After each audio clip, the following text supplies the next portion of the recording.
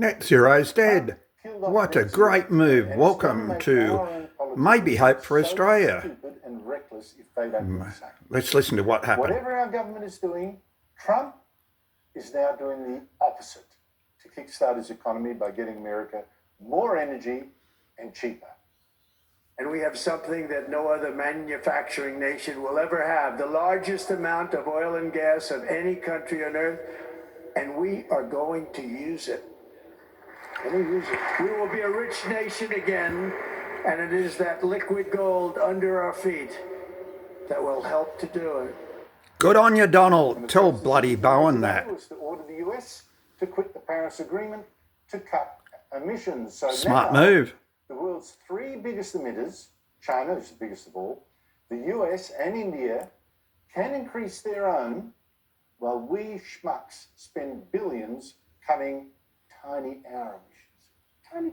The next item here is the withdrawal from the Paris Climate Treaty.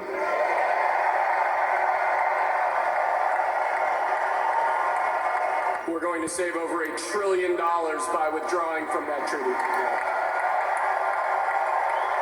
What a great move. Wish Albo would do something. Also scrapped car emission standards of the kind that the Albanese government has just imposed on us. He's rolled back restrictions on oil and gas exploration. In contrast, the Albanese government last week banned gas exploration off New South Wales. And there was more. Joining me is National Senator Matt Canavan, the former Resources Minister. Matt, this is huge. It is massive, Andrew, absolutely massive. I felt that there was no justification for Australia to sign up to an agreement which let the likes of China and India continue to emit while we had to sacrifice ourselves. But as you've just outlined there, now that the US, the world's biggest economy, has got out of this madness, there is just no rationale anymore for us to stay involved. Those three countries, China, India, and the United States, they account for just over 50%, 51% of global emissions. So more than half the world's emissions now are covered by countries that are not included in this agreement. China and India haven't signed the latest climate agreements at the latest climate conferences. They're outside it. The US is now formally outside it. I think the question is going to be put now to every political leader that supports this is, what does Australia get out of this? What do Australians get out of staying committed to a Paris Agreement which puts us on an arbitrary, artificial, lockstep path to net zero emissions by 2050? We can all see now with our own eyes that this is costing us a fortune in higher power bills, costing us a fortune losing our manufacturing industries, costing us a fortune having to subsidise those manufacturing industries that want to go green, like the aluminium industry we saw yesterday. That's going to cost us $2 billion to do that. It's costing us an arm and a leg. And now, of course, what benefit do we get out of it, Andrew? I mean, even if you do accept the most alarmist predictions of climate science, what do Australians get out of staying committed to this arbitrary, obsessive target of net zero emissions by 2050?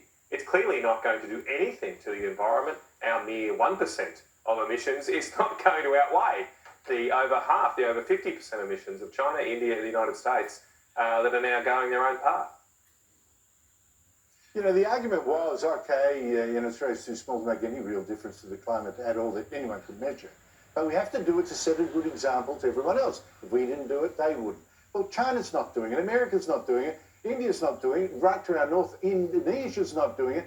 I mean, who are we setting the example to at tremendous cost?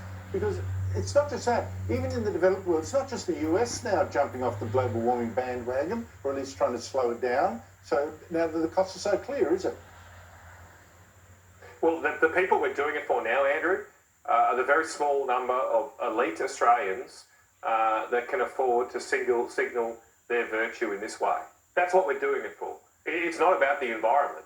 This is now a virtue signalling exercise, a luxury good for people who can afford to say, look at me, how great am I? I'm going to tick the box on my flight over to Aspen this year by saying I buy carbon credits.